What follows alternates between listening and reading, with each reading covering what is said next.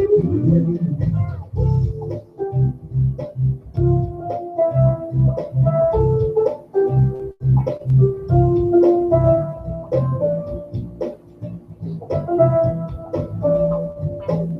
four, three, two.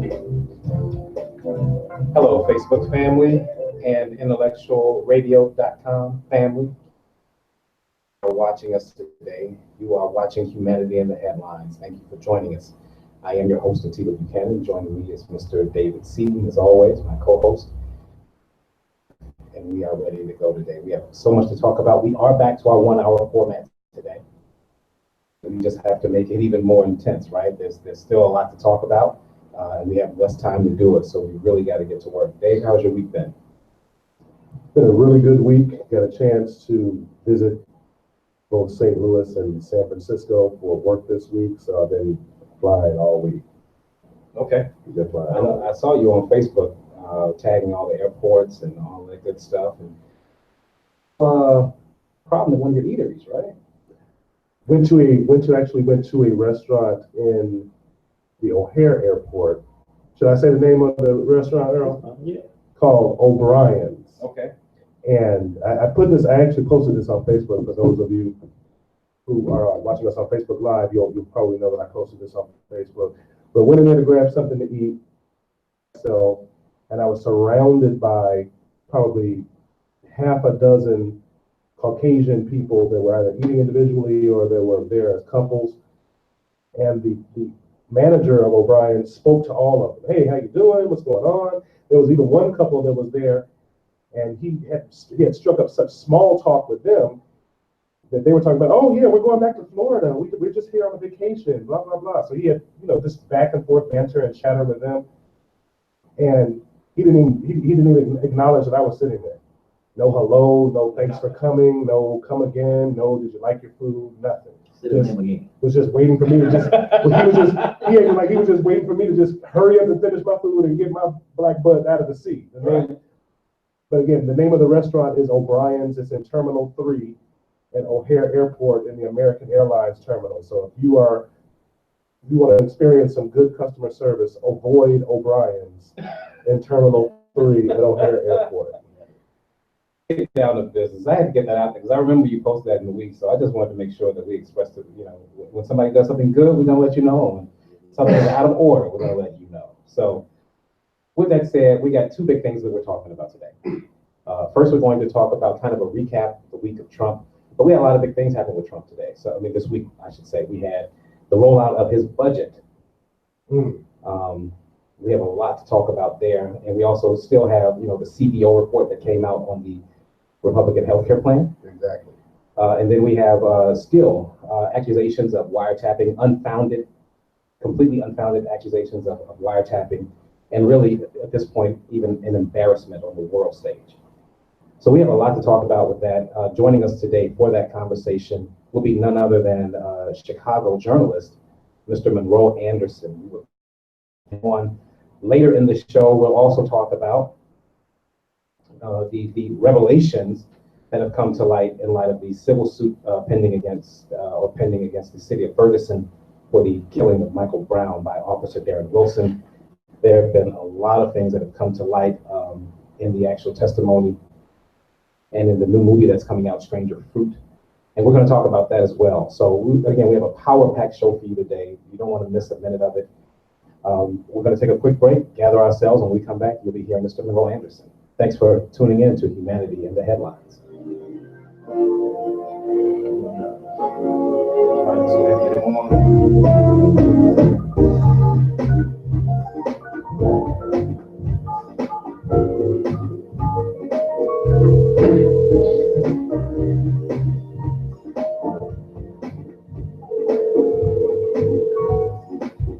Something going on.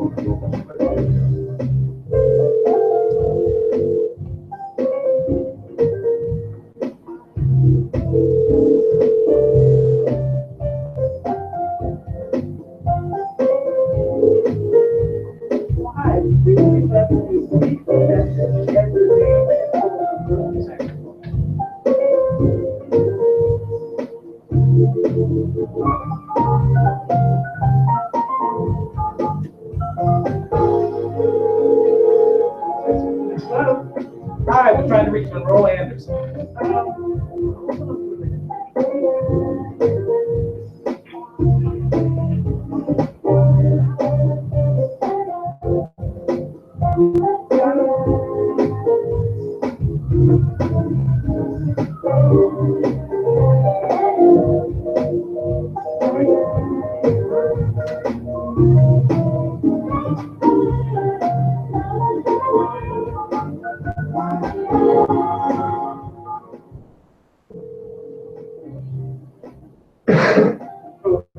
Hi, Monroe Anderson, please.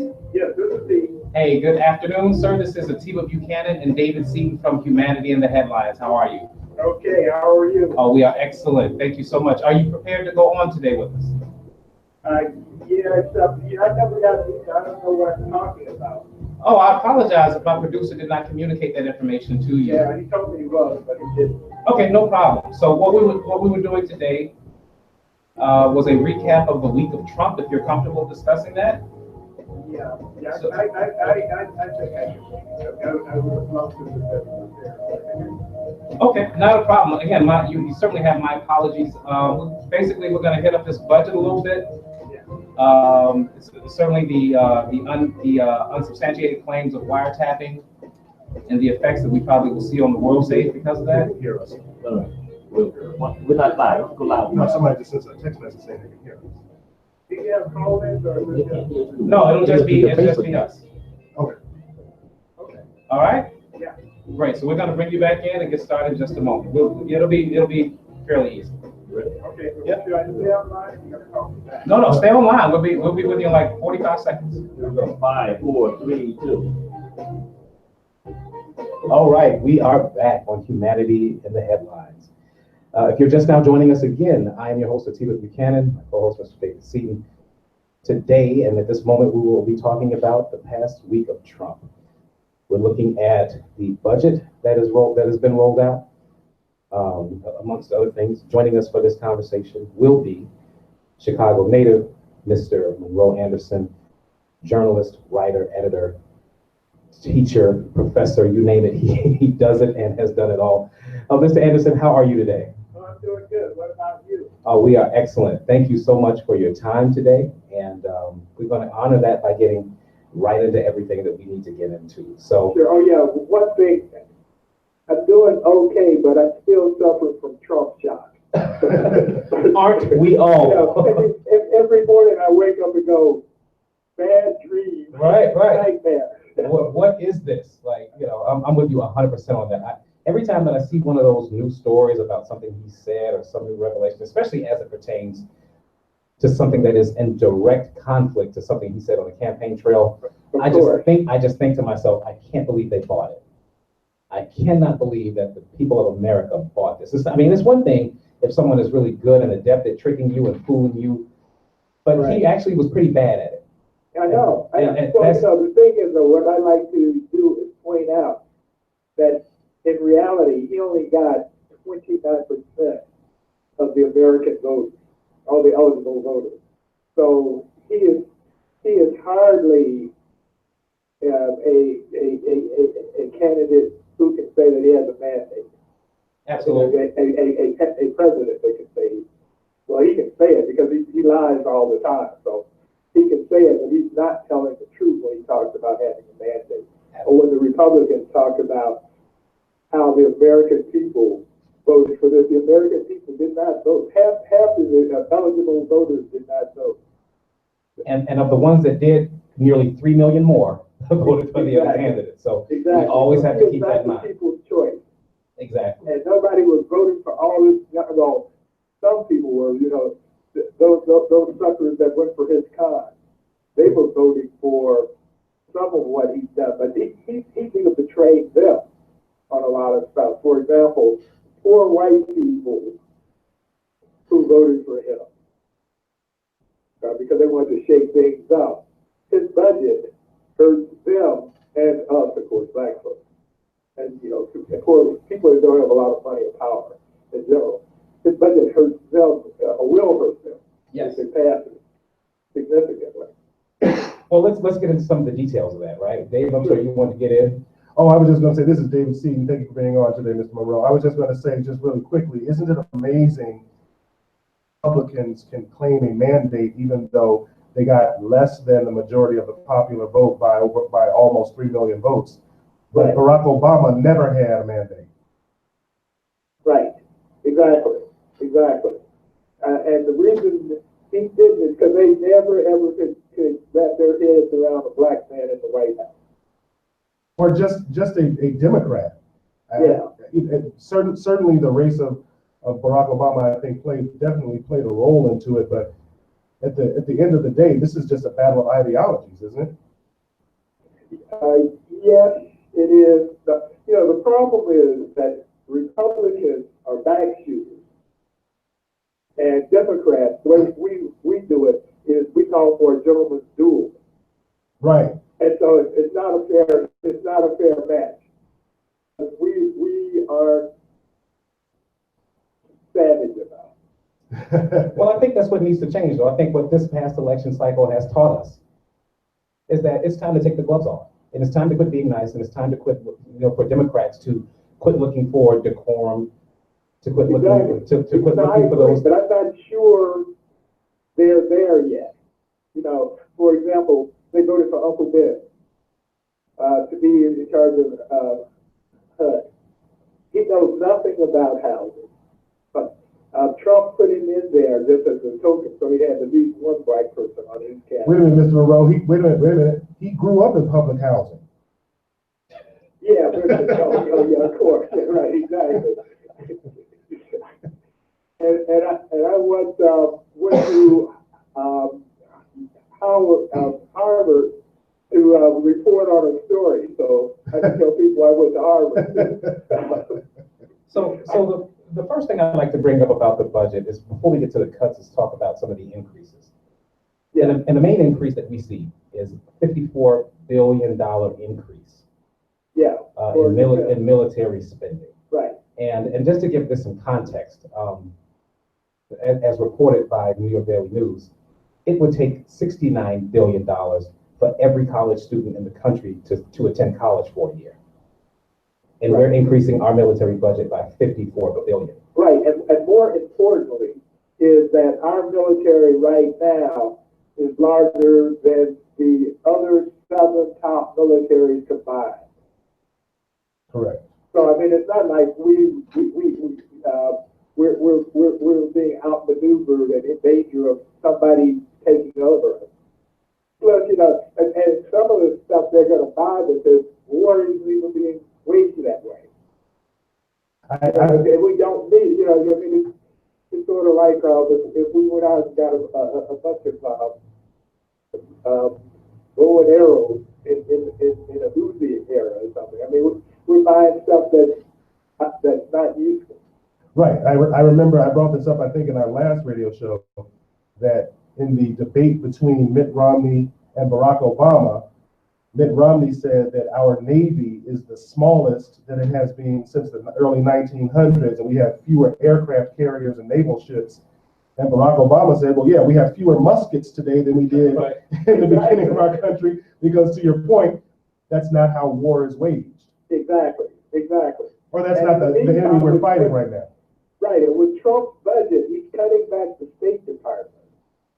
And they do the real work to keep us out of war. Right. And in the meantime, so I mean, if he increased the State Department budget, then that would increase the likelihood that we would need all this other stuff. Well, but the advantage to his budget is that for the war profiteers, they're going to make out like bandits.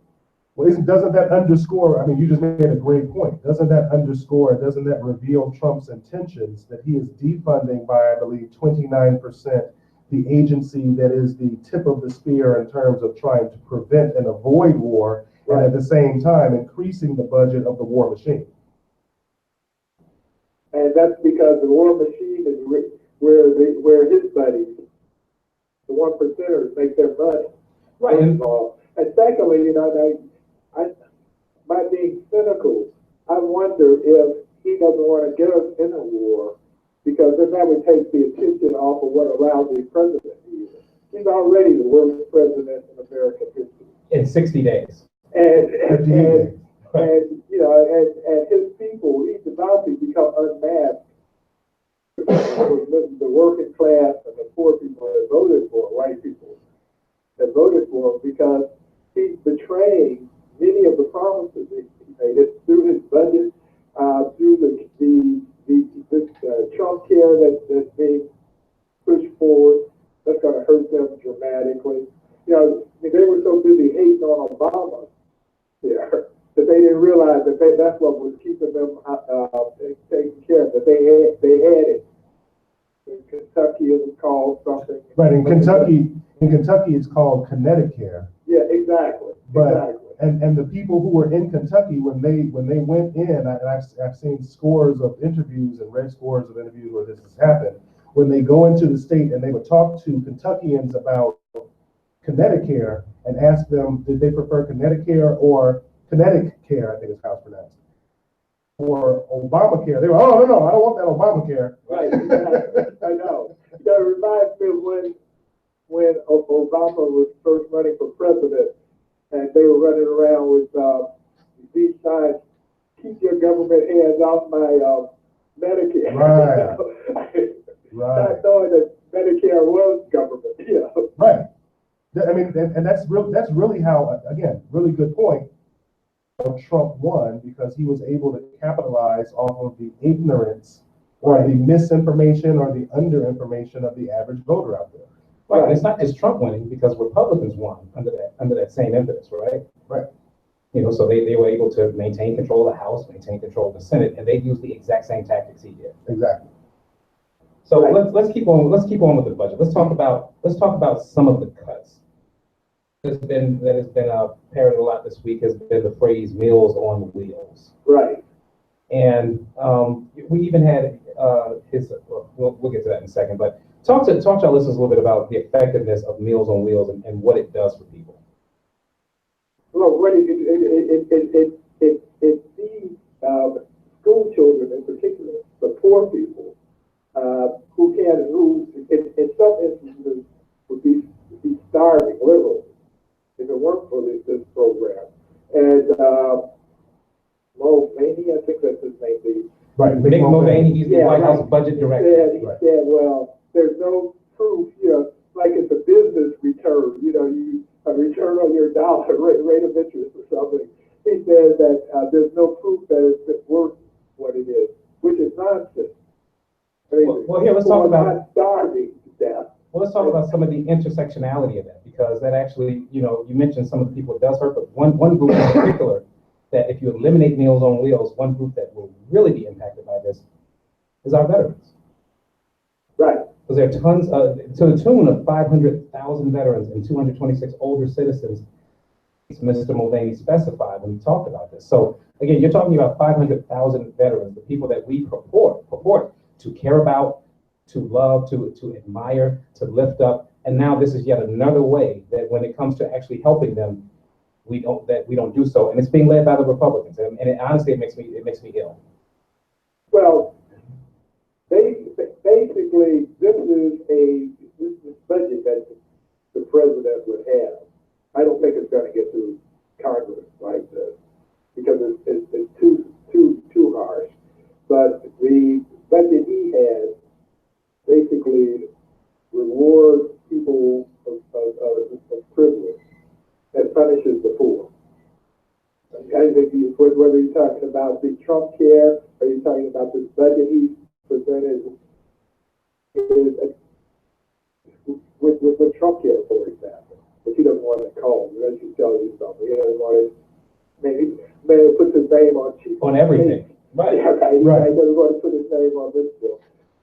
But what it does is it transfers, there's another transfer of wealth from the working class and middle class to the 1%. Because they're going to get great breaks if this bill passes as is. And 14 million people are going to be without health insurance next year. And in 10 years, it's going to be 25 million people uninsured again. And at that point, I think there's going to be an insurrection, like, because a lot of those are going to be those Trump voters that he assured everyone would be taken care of, I think was the direct quote. Right, exactly. And once again, I don't know how they fell for that. I really don't understand how they fell for that. And half of me feels sorry for them, and half of me really doesn't.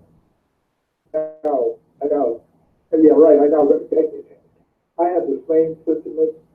I sort of want you to feel like goody, this is what you deserve. But on the other hand, these people were desperate.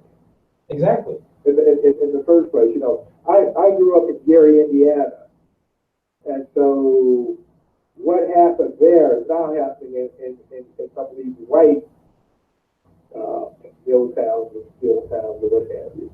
But, you know, Gary is like totally decimated. So I know the damage that happens when these jobs go away. Firsthand, I know them. Right. And so you know, I mean, and as a result of it, suicides are up in these working class white towns.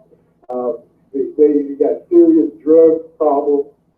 You know, all this stuff. Well, suicide has never been a major problem. So it's been a problem. It's not a major.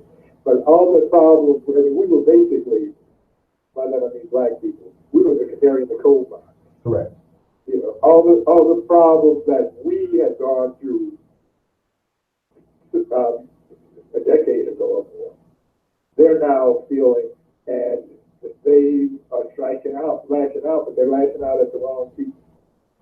I looked this up because it was really bothering me. I got an opportunity to see Mick Mulvaney give his press conference live the same time as Sean Spicer. We'll touch on him in a second.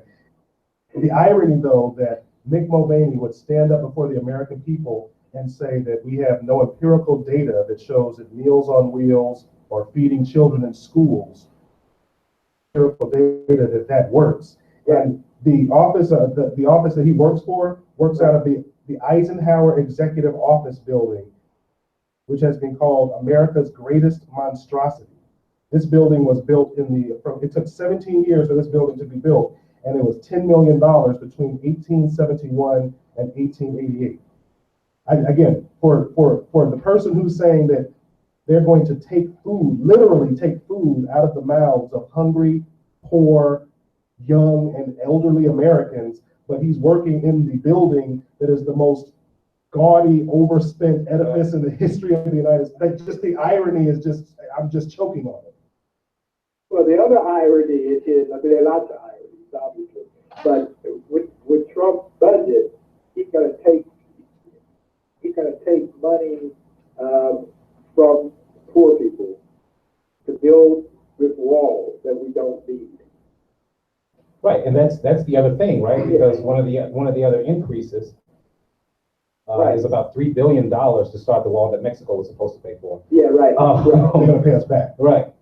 Let's talk about let's not overshoot this one. Let's talk about Melania Trump not living in the White House, and she's on pace to have $183 million spent in security, so that her singular child, can attend the school of his choice, while we're told our children can't eat. Right. And the fact that people, again, aren't outraged. At what point is there an insurrection?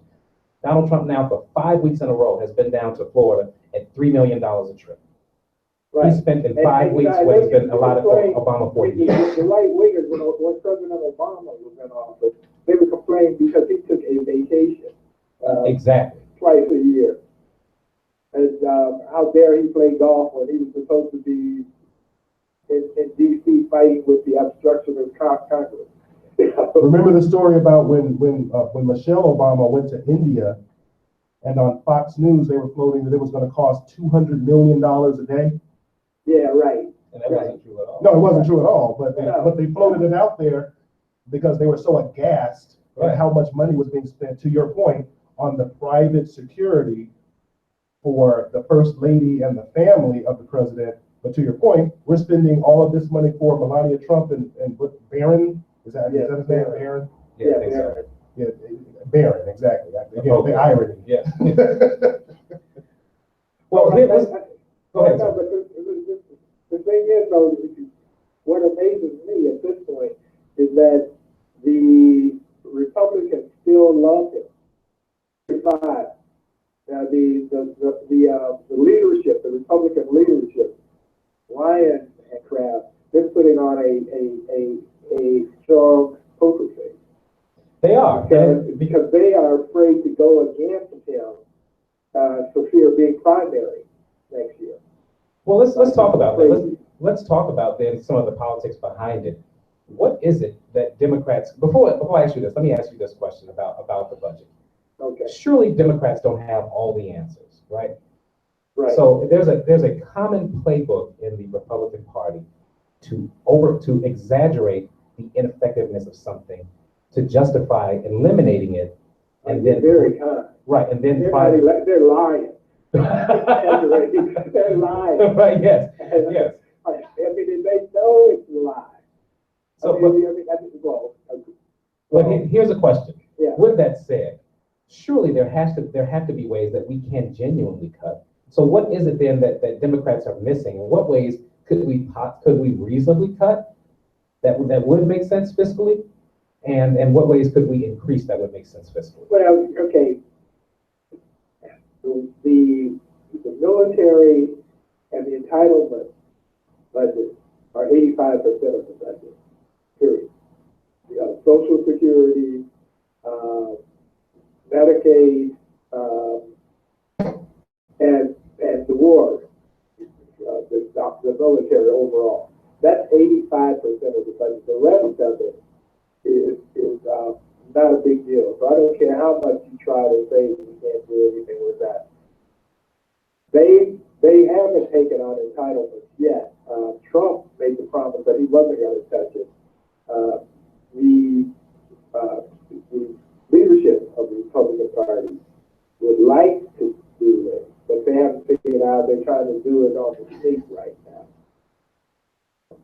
AHA, by pushing Medicaid on the state, and states are not going to kill that person, so it'll shrink that way.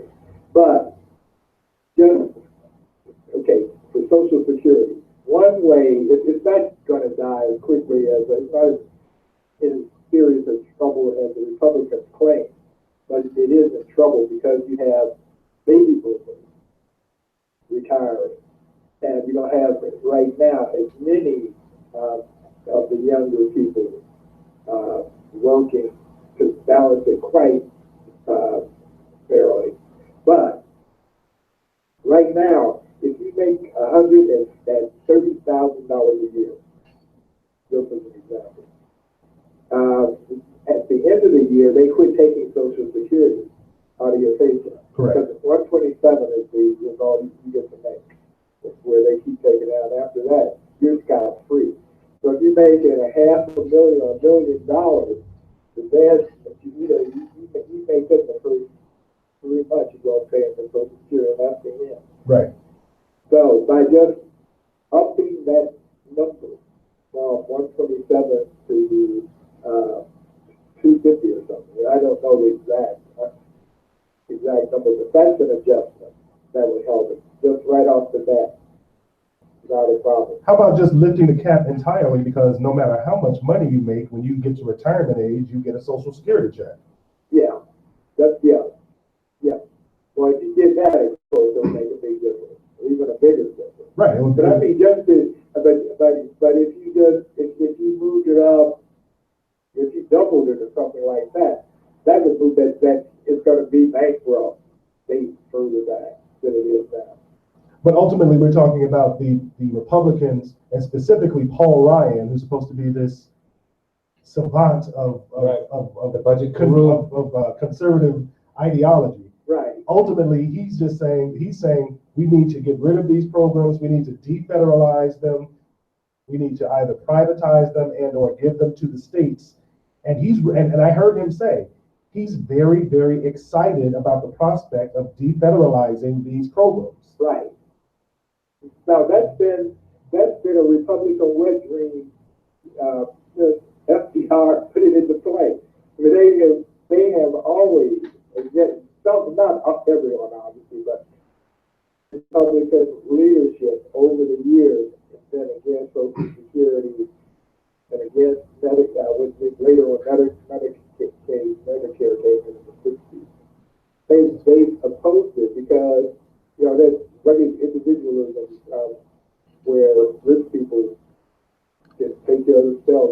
everybody else. Well, let's talk about this. We got a lot to talk about with Trump in just a few minutes to do it. Earl, if you could get our clip ready of our of the Spicer clip. Yes, sir. Okay. This week we had earlier in the month we had Donald Trump come out with a jobs report, his first one. Right. It was a good report, 285,000 jobs, I want to say.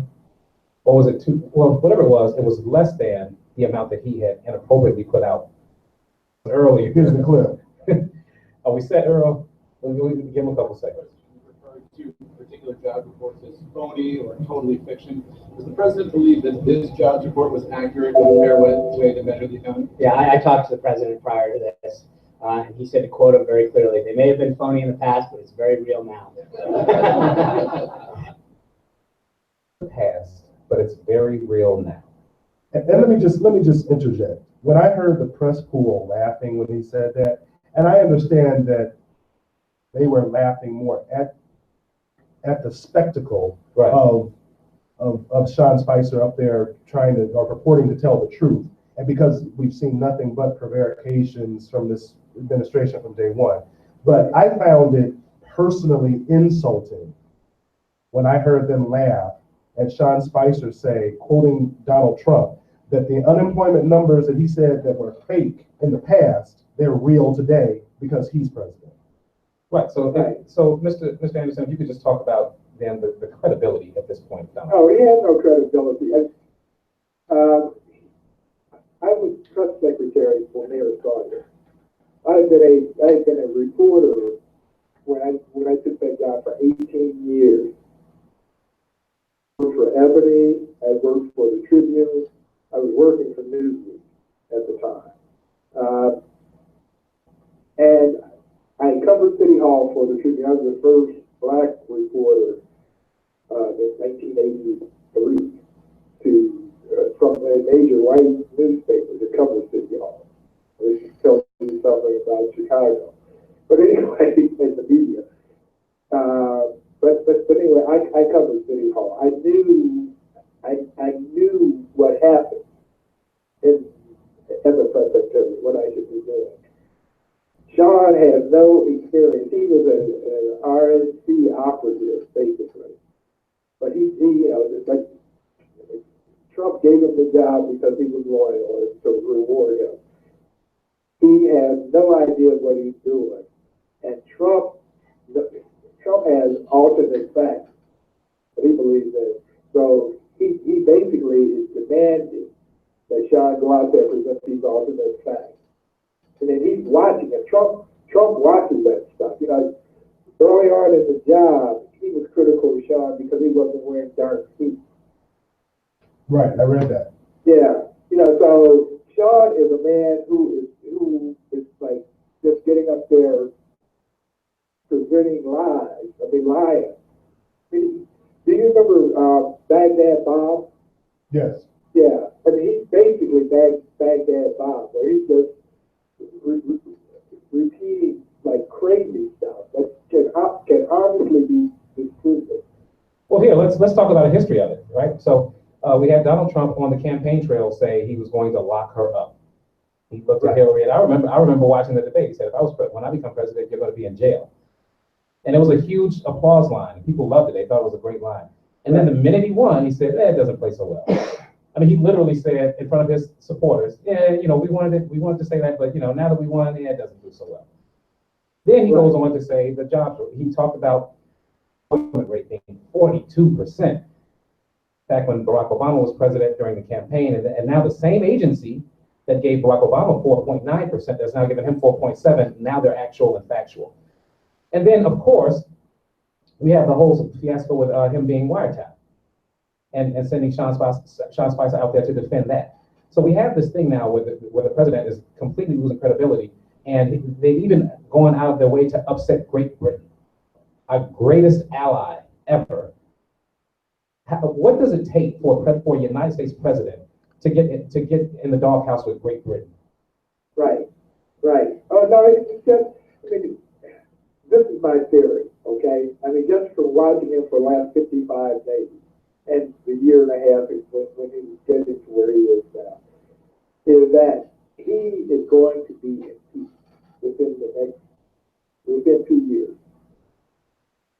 Republicans will impeach him. What they want to do right now is they want to get their Supreme Court seat. And they want to get the tax cuts in. And they want to get to gut or kill Obamacare, which I don't think they're going to be able to do. But they want to get those three things done. And after that, goodbye Trump. Because they'd be much happier with Pence now.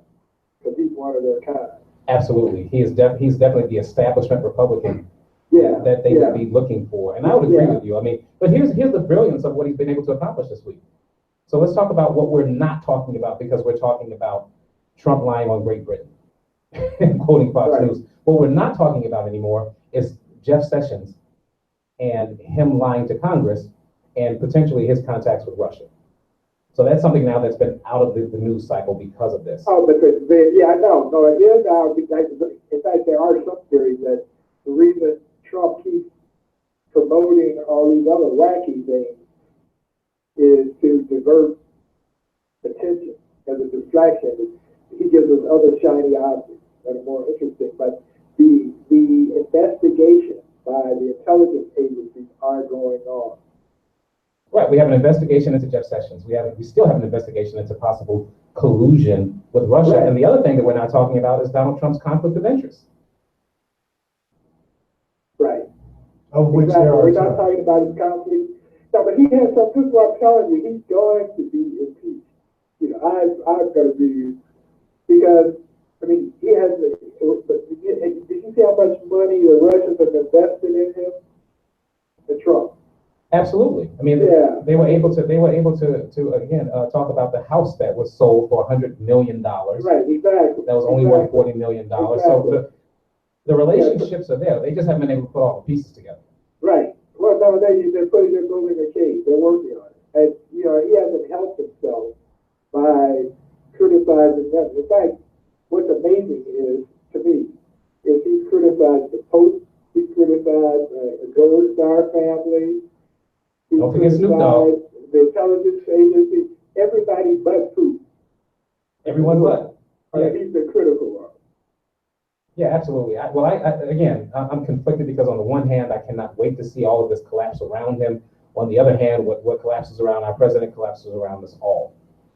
And it really is an embarrassment on the world stage. I can't imagine, and I'm pretty confident that Trump will get impeached, especially if he continues on this trajectory. The midterm elections in 2018 are going to return one or both houses back over to the Democrats. Yeah. Having said that, I can't imagine how Trump, I mean, just to watch his behavior now, if there was a full congressional press to impeach him and they had the evidence, I can't imagine how he would burn this country or try to burn this country to the ground with power as president. He won't have the power. He won't have, in fact, if his numbers fall into the mid-30s, he can kiss his powers goodbye. In fact, the only reason he has power right now is because 85% or 90%, I think it is, of Republicans support him. They love what he's doing. And so Ryan and McConnell and everybody is afraid to go against him because they're afraid of what will happen to them. Well, let me ask you this then. Once the true believers figure out what's going on, well, there will be some slippage in his popularity, some significant slippage. Let me ask you this, Mr. There will always hardcore that just love Trump because he's Trump. Like you said, he could shoot somebody on Fifth Avenue. Well, let me ask you this, Mr. Anderson. This is Atiba. Politically speaking, right now it appears that, based on everything that we're saying, that Trump and the Republicans are not just throwing the Democrats an underhanded lob, but they're throwing them an underhanded lob with a beach ball instead of a softball. Right. So my question is, will Democrats be able to hit it out of the park? Your thoughts? Well, see, I'm not putting full faith in the Democrats. Because exactly. They have been such rips, including President Obama. he should have come in there harder, you know, on the, when he was doing the stimulus package, he settled for half. If he had taken all of it, then the Republicans wouldn't even have had the recovery isn't as great as it should be. You know, because basically what he did is Obama took lemon and made lemonade, and the Republicans complained because the lemonade wasn't sweet enough. Exactly. You know, but the Democrats, I just don't have any faith. But my theory is that Trump is going to be hurried with what he's doing. He's going to be hurting Republicans so much with the way he's moving. But they're going to get rid of it. The Democrats aren't going to have to do anything but watch and applaud. That's interesting. That would be interesting to see, but I think we would be remiss if we didn't point out that at the federal level during Obama's administration, he was able to implement, up until Ted Kennedy died, he was able to implement a lot of what he wanted. A lot of the resistance, a lot of the structural resistance that he got was at the state level, where a lot of these state houses have been turned over to Republican hands. So even when he passed the stimulus, I agree with you that I think if he had led with the stimulus as opposed to... No, but the stimulus happened, you know, I drove California during when the stimulus was going on. I drove to the East Coast when the stimulus was going on. You saw construction everywhere. Right. With the roads. The problem is Obama didn't put his name on it. So the Republicans took credit for it in their state. Right. Where it was going on. You know, just like, again, with the Obamacare, the Republicans put their names on it. And they're able to do that because Democrats weren't paying attention. They were asleep on the job when the Republicans figured out that if they put their money, it would be a good investment if they put their money into these state houses and governorship. Right. Instead of dealing on a national level, they went from state to state to state. And so now they control most of the state legislature. Well, once again, we can thank Debbie Wasserman Schultz for that, right? Because her primary function for the past 8 years has been to get Hillary Clinton in office. So yeah, a lot of those state houses and a lot of those races were neglected by the Democrats because we had put all our eggs into one basket by the name of Hillary Rodham Clinton. No, and again, I'm not even saying that to belittle Hillary, just to say that again, the focus had been on her so much that we had been asleep behind the wheel. So my question is, are we awake now? And I have real concerns about that. Because while the Republicans have their splinters, we certainly have it in the Democratic Party as well. Well, and also, I mean, no, it's a whole, I mean, they have been strategic, and the Democrats haven't been, I mean, you know, I mean, voter suppression. They've worked very hard at that. In fact, Pennsylvania and Ohio may have been won not by Trump support so much as they suppressed the black voters. Right. You had 300,000 right. residents of Wisconsin that didn't vote. Yeah, right. Because they didn't have the voter ID. Right. Yeah. So you know, and people don't talk about that, but right. You know, so when I argue, which I frequently do on Facebook with right wingers, and they tell me how he won, you know, Trump won. They said, no. Actually, he didn't win. I said you can look at Assad, you can look at Putin, and you can Comey, and they won the election. Right. For Trump. It wasn't that Trump won. Right. Mr. Monroe Anderson, we want to thank you for being on today. We could continue this conversation, I'm sure. We're definitely going to have you back because I'm absolutely certain that as long as Trump is in the White House, we'll have more than enough to talk about daily, if not weekly. Right, and when he's on his way out of the White House, if my predictions are correct, then we have stuff to talk about this. Well, tell our listeners how they can find you, how they can follow you. Okay, they can follow me on Facebook, Monroe Anderson. They can follow me on Twitter, Monroe Anderson, the handle. Just Google me. They can get any information they want that way. We appreciate you being on. We want you to remain a friend of the show, and again, we will definitely be in touch. Okay, great, and good luck, okay? Thank you very much. Thank you so much, Mr. Anderson. All right, okay, great, thank you. Thank you so much for hanging with us. You are listening to Humanity in the Headlines. We still have a little bit of the show left. We got to talk about the situation with Mike Brown and Ferguson, the updates there. So sit tight with us. We're going to take a very quick break, and we'll be back in just a moment on Humanity in the Headlines.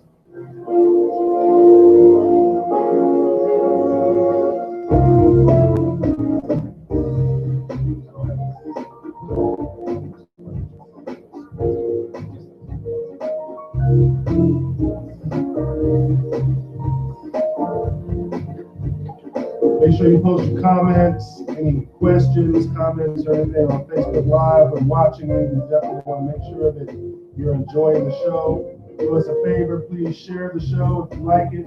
Just go to the bottom left of your screen, hit share, put the show in your feed so other people can see it. Remember, post your comments and your questions. And thank you for watching. All right, so we're going into this one. Ready? Yep. 5, 4, 3, 2. As promised, that was a quick break. We just literally had to gather ourselves for a moment, and we are back on Humanity in the Headlines. So in the last few minutes here, we want to talk about coming out called Stranger Fruit, which is basically a documentary concerning the shooting, the hands up, don't shoot narrative. Missouri, there have been some startling revelations that have come out since then, and we just want to kind of talk about that because there's new context given to the situation. So what was told before about the Mike Brown story was that one day this very large black man woke up in a very bad mood, decided to go to the corner store, complete a strong arm robbery, and then that this brave officer, Darren Wilson, decided to meet him. In response to that, they got into an altercation, and to save his own life because he feared for his life, Darren Wilson shot him 10 times and shot him several times in the body and once in the head. Right. Because the big black guy reached for his gun. Right. That's the narrative that was out there, and Darren Wilson was a hero because he stopped the big bad black guy. Right. But we've had some recent context come out in another video, which always frustrates me because this. Like the video's been out the whole time, so why is it just being released now? Right. Thank God for this documentary. But basically, what it appears really happened was that Mike Brown had gone to this store at 1:13 in the morning the day before, and they barter and trade in the store. Right. In this case, and that's like a common thing. And in this case, he had bartered some marijuana for cigarillos, which is kind of weird. But right. To trade weed for a cigar, but whatever. Maybe he didn't like weed, right? Or whatever. Weed there per the video. He had come back the next day to retrieve his merchandise, and that's where the altercation came in. Because they had shifted shifts. The individuals that had bartered for the weed weren't there, and there was a different individual there that didn't know why he was taking that bag. Right. Because he didn't know about the arrangement. Right. So now. He's not, in essence, stealing. He's getting what is due him per the agreement he had with the people there. And now, and also in this, we realize that Darren Wilson stopped Michael Brown by his own admission for no other reason other than he was jaywalking. It had nothing to do with a call that was made to the police or him responding to it. So that gives us this, and he also revealed that he basically started the fight. He basically admitted a George Zimmerman type scenario. Right. So what were your initial thoughts when you saw this information come out? Again, we've talked about this so many times with so many cases, but let's keep it on Michael Brown. Ultimately, the biggest issue that we have in our community is that police officers think that they are judge, jury, and executioner. And as long as we have a police force out on the streets that is patrolling us, that they do not view their interaction with the citizenry as a way for the only job for police is to arrest people, gather evidence, then they give that evidence to public defender or to the public to the local attorney that represents that particular area, and then they are supposed to prosecute that individual with the evidence the police collects, and then a judge and a jury is supposed to hand out whatever punishment they're supposed to get. But as long as police officers devalue Black lives on the street to the degree that they do, and as long as they view that they are the arbiter of what is right and wrong, and that they know that if they do shoot a Michael Brown, that basically there's no culpability. There's nothing that's going to happen to them other than a brief interruption in their lifestyle or be on administrative duty for a few months. Right. Paid, by the way. Paid administrative leave. I've very seldom heard about an officer who kills unpaid administrative leave.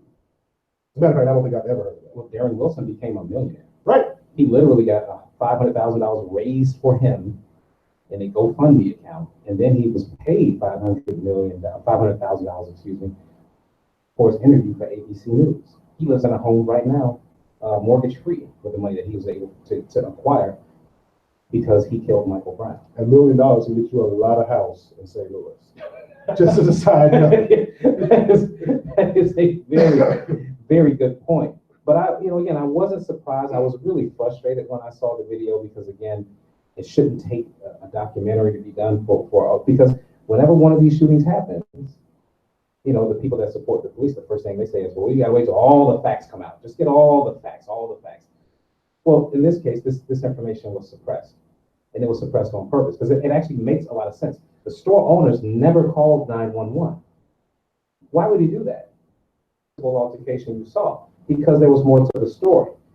Because they often trade things in that store, and they don't want to reveal that they've been smoking weed and trading for weed in the store. So the people in the store had kept quiet. No different than in Chicago. I mean, and I know people who do this, so I know this firsthand. I know individuals who have link cards, and they will go into a store in Chicago and buy something that they're not supposed to buy with it, be it cigarettes, liquor, whatever, and the local person who's in the store will just ring it up as miscellaneous. Right.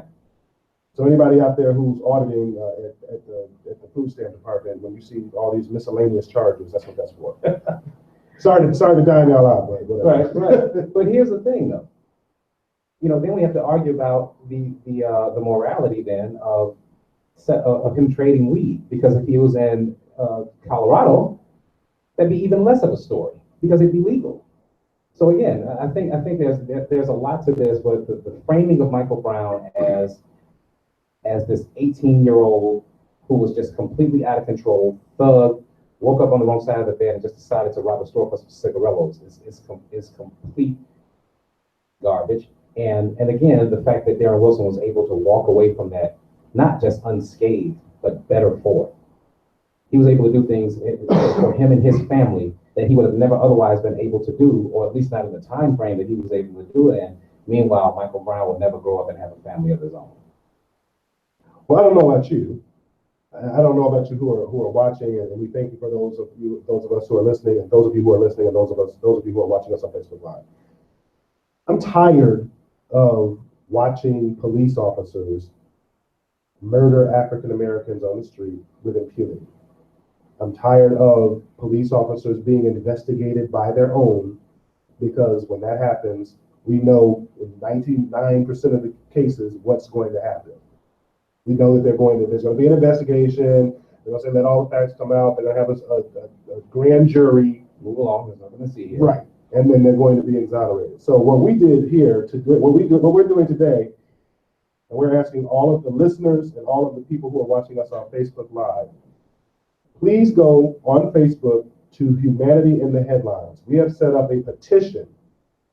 Our idea is we want to federalize the investigation of police officers when they murder a citizen. We want to take it out of the hands of the local jurisdiction. If you are a police officer in Chicago and you murder a citizen of Chicago, you should not be getting investigated by other police officers in Chicago. that is not impartial and that is not fair. So we are sending a petition to Donald Trump, Paul Ryan, and Mitch McConnell, and we want you to go to Humanity in the Headlines. You'll see the petition. Please go there, sign the petition, and share it. We're trying to get as many signatures as we can. But I know what you might be thinking, if Donald Trump, Paul Ryan, Mitch McConnell, what are they going to do? But it's got to start somewhere, and we want to make sure that we take this opportunity to let lawmakers know, as citizens, that we are unhappy with the way that we are being treated and the way that we are being policed. There's your call to action for this week. We thank you so much for tuning in to Humanity in the Headlines. Again, I'm your host, Atiba Buchanan. This is David Seaton. We thank Breon Jones for putting together another amazing show.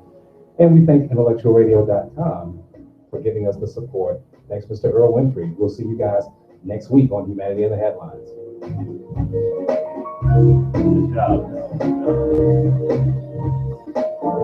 Thanks, Facebook Live. We love you. Appreciate you.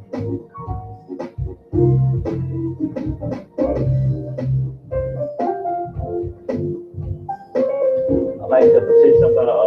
I want to get it here on our pages. Thank you, sir. No, that'd be cool. Yeah. What kills me is that